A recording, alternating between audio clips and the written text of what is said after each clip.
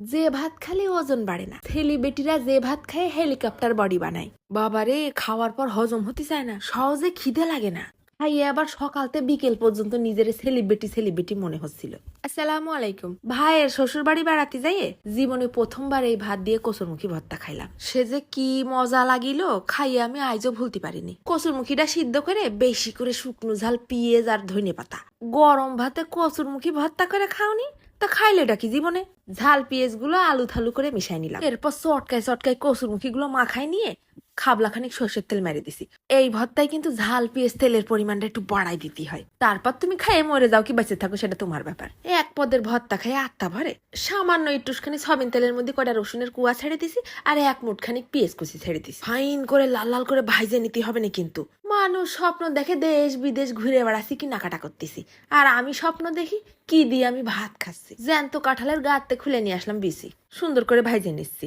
বাবারে, কাঁঠালের বিসি ভর্তা তো অনেকে অনেক রকম করেই করে, আর আমি সবসময় এরম করেই করি।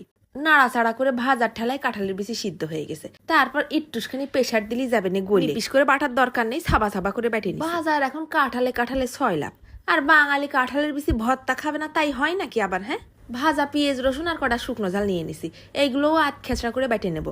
একেবারে নিপিস করে বাটার কোনো দরকার নেই।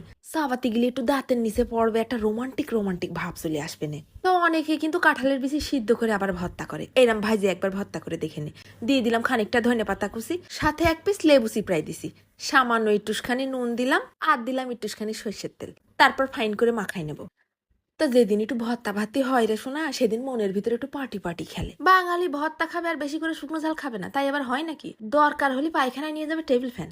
সকালবেলা উঠে এইরাম ভর্তা দিয়ে আর গরম গরম লাল চালের ভাত দেখেই কোল যে জিবলে ফ্যাপসা সব ঠান্ডা হয়ে গেছে। এখনই আবার একদল এসে খাবে, এই চাল তো আমাদের বাড়ির গরুতে খায়। আরে বাবারে, এই চাল দিয়ে ভর্তা ভাত খাতি যে কি মজা, তা খাওনি তা বুঝবা কি? ভাতের উপরে ঢেলে নিছি আবার খানিকটা সর্ষের তেল। গ্রামের মানুষ এই চাল চাষ করে নিজেদের ঘরের জন্য, আর শহরে আমরা এগুলো দাম দিয়ে কিনে খাই। ডায়াবেটিস রোগী আর ডায়েট করা পাবলিক দুইজনের জন্য কিন্তু এই চাল মেলা উপকারী। কচুরমুখী ভর্তা দিয়ে গরম গরম লাল চালের ভাত, ওহ মনে পড়ে গেল রে পাগলা, সেই কত বছর আগের কথা। তা কচুরমুখী ভর্তা কিন্তু একটু বিজলে টাইপের হয়, ভাতের সাথে মাখাই নিয়ে গালের মধ্যে দিলি আঠার মতো জিবলের সাথে লাগিয়ে থাকে, হেভি মজা।